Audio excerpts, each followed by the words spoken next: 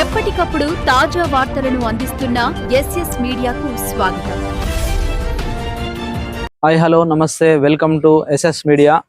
మరి ఈరోజు ఒక ప్రత్యేకమైనటువంటి విషయం మాట్లాడడానికి మేము ముందుకు రావడం జరిగింది. ముందుగా మన ఎస్ఎస్ మీడియా ఛానల్ని లైక్ చేయండి, షేర్ చేయండి, సబ్స్క్రైబ్ చేయండి.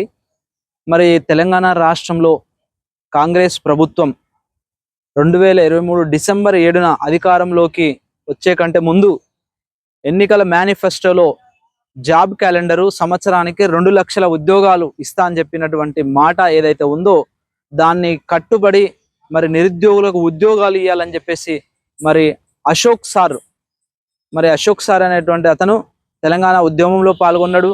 అంతేకాకుండా నిరుద్యోగుల పక్షాన కొట్లాడుతూ ఉన్నాడు. గతంలో కూడా నిరుద్యోగులకి 2 లక్షల ఉద్యోగాలు జాబ్ క్యాలెండర్ కూడా రిలీజ్ చేసి నిరుద్యోగులకు ఉద్యోగాలు ఇవ్వాలని చెప్పేసి, అదేవిధంగా గ్రూప్ 1 ఉద్యోగాలకు సంబంధించి కూడా మరి చాలా ఫైట్ చేయడం జరుగుతుంది. ఎమ్మెల్సీగా కూడా తను పోటీ చేసి దాదాపు 30,000 నిరుద్యోగులను ఆకట్టుకోవడం జరిగింది.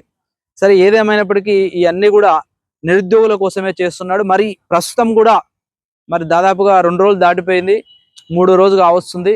మరి నిరుద్యోగుల కోసం ఆమరణ నిరాహార దీక్ష చేస్తున్నాడు.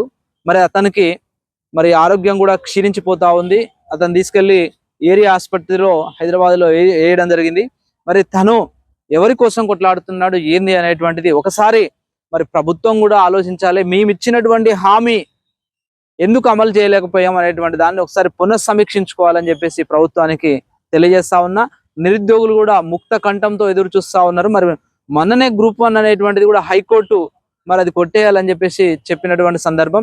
మరి ఉద్యోగాలు అనేటువంటివి ఈ 50,000 ఉద్యోగాలు ఏవైతే అంటున్నాడో ఆ 50,000 ఉద్యోగాలని భర్తీ చేయాలి, తక్షణమే దానికి సంబంధించినటువంటి నోటిఫికేషన్ ఇవ్వాలని చెప్పేసి అశోక్ సార్ దీక్ష చేస్తున్నాడు. మరి ఆయన యొక్క దీక్షని పరిగణలోకి తీసుకోవాలని చెప్పేసి కోరుతా ఉన్న ఒక నిరుద్యోగిగా. ఎందుకనంటే మరి సార్ కూడా కేవలం ఆయన స్వార్థం కోసం కాదు, ఆయన క్లాసులు చెప్పుకుంటే నడిచిపోతుంది, కానీ తను 1000 మంది నిరుద్యోగుల కోసం దీక్ష చేస్తుండు. ప్రభుత్వం కూడా 1000 మంది నిరుద్యోగుల తరపున చేస్తుండు. కాబట్టి ప్రభుత్వం ఆయనను కన్సిడర్ చేయాలి, పరిగణలోకి తీసుకొని మరి చర్చలు జరిపి పలానా రోజు వేస్తాం, పలానా తారీఖున వేస్తాం అని చెప్పేసి పోవాల్సినటువంటి అవసరం ఉంది. మరి ఆయన ఆరోగ్యం రోజు రోజుకు క్షీణిస్తూ ఉందని చెప్తా ఉన్నారు డాక్టర్లు. కాబట్టి నిరుద్యోగులారా, మీకు కూడా తెలియజేస్తా ఉన్నది ఏంటంటే, మీరు వివిధ ప్రసార మాధ్యమాల ద్వారా మరి ప్రభుత్వానికి తెలియజేసే విధంగా మీరు మీ యొక్క వాయిస్ని ఇవ్వవలసిందిగా తెలియజేస్తా ఉన్నాం. మరి ముఖ్యమంత్రి గారికి ఎడ్యుకేషన్ మినిస్టర్ ఆయనే కాబట్టి ఏవైతే ఖాళీలు ఉన్నాయో ఆ 50,000 ఉద్యోగాల భర్తీ ప్రకటన అనేటువంటిది దానికోసం వెయిట్ చేస్తున్నాం.